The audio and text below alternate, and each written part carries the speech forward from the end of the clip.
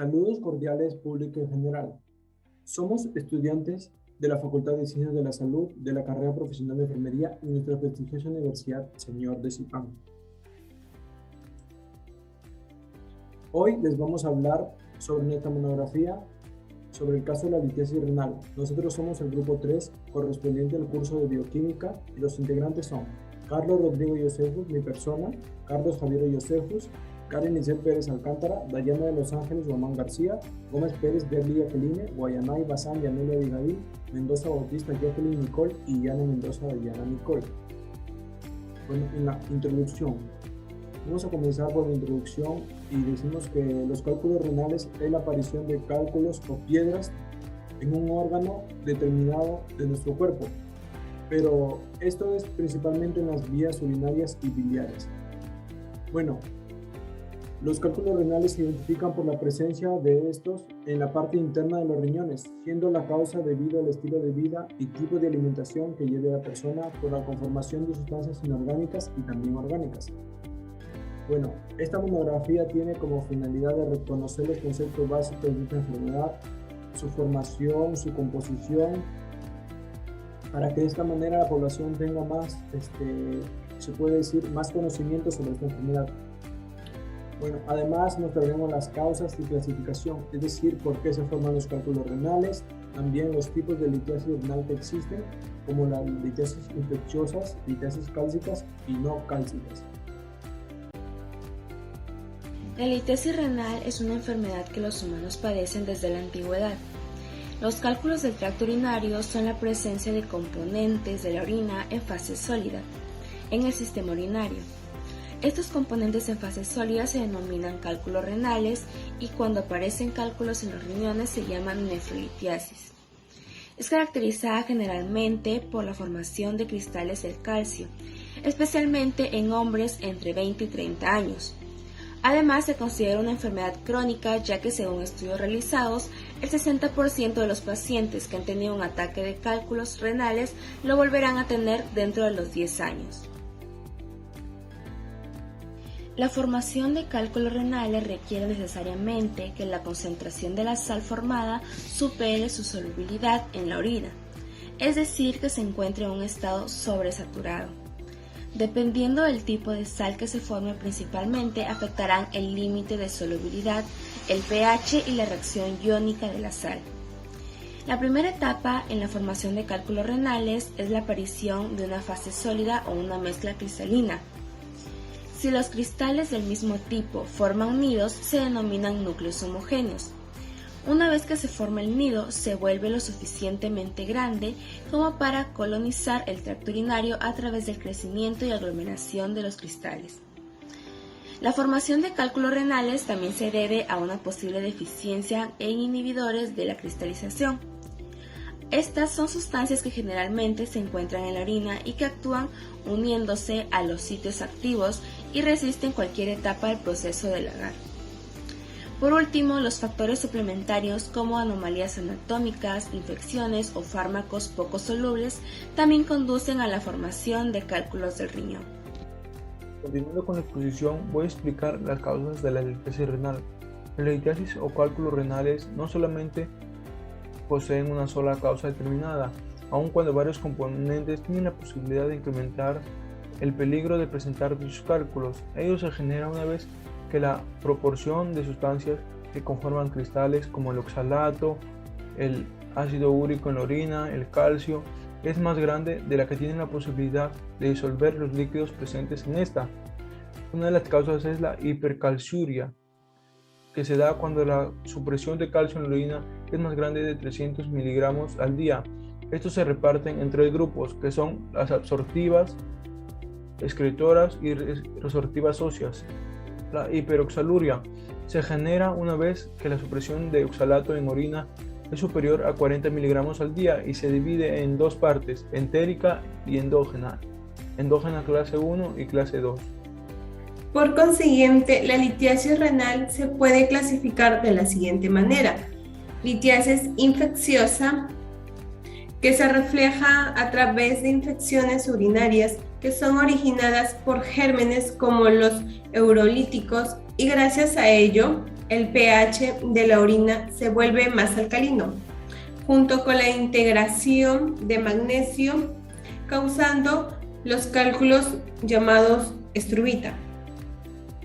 La litiasis cálcica. Acá mayormente se dan los cálculos de oxalato de calcio que se producen en la orina sobresaturada por el incremento de calciuria originada por los diferentes factores como el hiperparatiroidismo principal, que se presenta mayormente en mujeres y va de la mano con la hipercalcemia, con niveles altos de hormonas paratiroideas, aumentando el calcitriol, dando lugar a la sobresaturación del oxalato de calcio en la orina.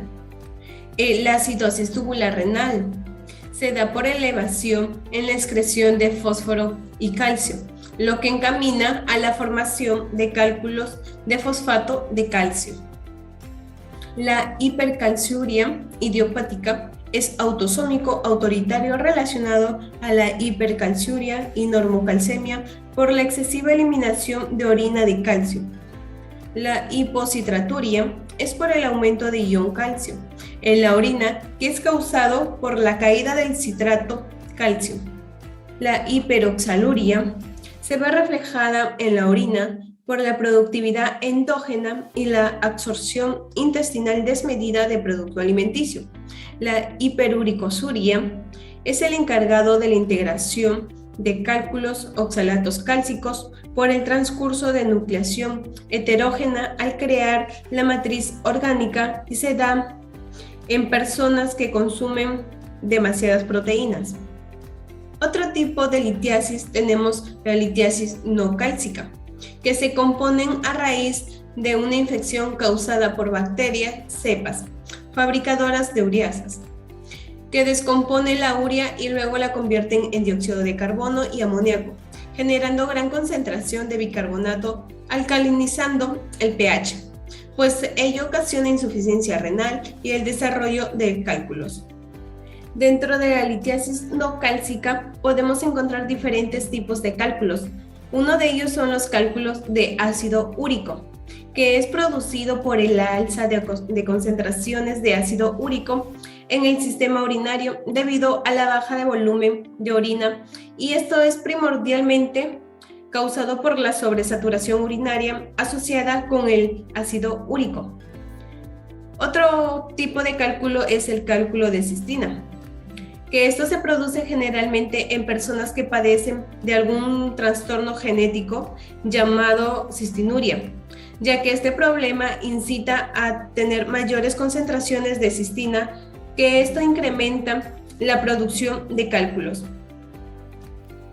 Los síntomas más frecuentes son dolor punzante de gran intensidad localizado en la espalda, en la parte baja de las costillas, dolor que se expande bajo el abdomen y la ingle, dolor que se da en oleadas y su intensidad tambalea, dolor al miccionar, orina con un olor poco agradable, necesidad de orinar de manera continua, náuseas y vómitos, fiebre y escalofríos en caso de que existiera una infección.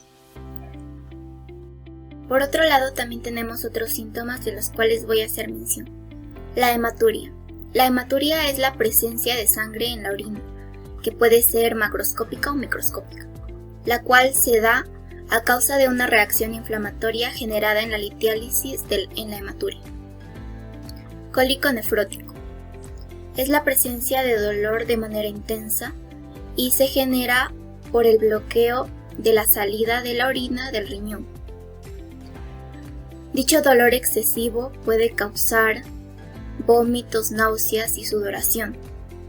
En casos extremos se puede ver fiebre, aceleración del pulso cardíaco y elevación de la presión arterial. Infección urinaria. Las bacterias fabricantes de ureasa pueden dar origen a cálculos coraliformes, con una composición de fosfato amoníaco magnésico que a menudo alcanza un considerable tamaño, y de esta manera se rellena las cavidades renales. Síndrome miccional o irritativo. Es ocasionado cuando el cálculo se halla en la unión ureteropésica Produce irritación e inflamación que se manifiesta como poliaciuria. También es el incremento de orina superado de 2 veces lo normal.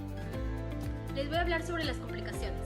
A lo largo al pasar del tiempo, la enfermedad de la litiasis renal puede dar origen a distintas complicaciones como la pérdida de función renal, que a causa de la neuropatía tubulointersticial, ya sea por obstrucción o por medio de una infección relacionada, dicho problema conlleva serios peligros en la función renal y más aún cuando hay repetidos episodios de infección y obstrucción. También tenemos el pielonefritis xantogranulomatosa, que dicha enfermedad se basa en una inflamación proliferativa en el órgano del riñón, que está vinculada generalmente a infecciones y litasis del parenquima de extensa evolución. También tenemos el carcinoma epidermoide, que esta clase de carcinoma con afectación en el urotelio superior es un suceso extraño, ya que prácticamente casi el 50% de incidencias se relacionan junto a una historia de litiasis renal. La prevalencia se da generalmente en personas adultas, en hombres, mujeres y personas con obesidad.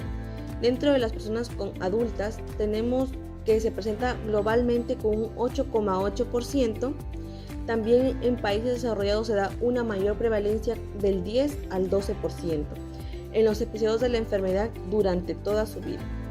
En general, se han informado altas tasas de porcentaje entre 1 a 10%, con una incidencia por año del 0,1 al 0,3%. En los hombres, la probabilidad de aparecer cálculos renales es aproximadamente de un 20%.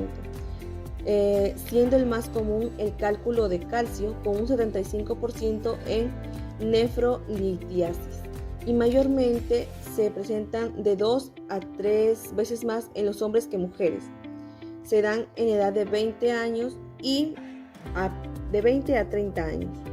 En las mujeres es mayormente común que se dé aquí en este género los cálculos de calcio con un 75% en todas las nefrolitiasis, pero es menor concentración de calcio, ácido úrico y oxalato que en los varones, y hay un riesgo de padecimiento del 5 al 10%. En las personas con obesidad, este padecimiento coopera al incremento de excreción de ácido úrico y oxalato de calcio. También la variación en las secreciones de iones de hidrógeno de la cristalización. Un estudio realizado en México llegó a la conclusión que un 51% de personas con obesidad padecen el problema de litiasis renal. Bueno, la prevención de litiasis renal. La prevención de litiasis renal se basa en mediciones dietéticas, como también incrementar el consumo de agua. En general, recomendaciones específicas y generales para cada una de las personas o pacientes. Asimismo, también ciertas medidas farmacológicas como diuréticos, alimentos que... Mi nombre es Dayana Nicole de Mendoza y bueno, les daré a conocer los diferentes tratamientos para la litiasis renal. Primero tenemos a lo que son los analgésicos, ya que al expulsar un cálculo, este produce dolor. Es por ello que los médicos recetan analgésicos como ibuprofeno o paracetamol, entre otros, para poder aliviar el dolor del paciente. Luego tenemos al uso de ondas sonoras para romper cálculos. Este procedimiento dura alrededor de 40 a 50 minutos y generalmente causa un dolor moderado, por lo que se puede usar anestésicos o quizás sedantes para que el paciente se pueda sentir más cómodo. Luego tenemos a la cirugía para extraer cálculos. Esta es una operación que se introduce a través de una pequeña incisión en la espalda, a través de un instrumento pequeño telescopio. Luego tenemos al uso del endoscopio para eliminar los cálculos pequeños atascados en lo que son el uréter o el riñón. Un especialista debe pasar un tubo delgado con un endoscopio a través de lo que es la uretra y la vejiga hasta llegar al uréter. Continuamos con las recomendaciones. Debido a su gravedad, es necesario brindar recomendaciones para poder prevenir diferentes complicaciones. Uno de ellos es la ingesta de fluidos. Es importante la ingesta de agua, ya que es un componente principal para la vida y los beneficios que tiene. Otro punto sería la dieta, ya que la dieta tiene una gran influencia en la litiasis renal. Es por ello que es importante saber qué alimentos podemos consumir y qué alimentos no. Con respecto al estilo de vida sedentario, el estilo de vida también está asociado con la litiasis renal, ya que interviene como factor como vida sedentaria con el riesgo de poder desarrollar la enfermedad, por lo que se recomienda al paciente poder mantener un índice de masa corporal normal.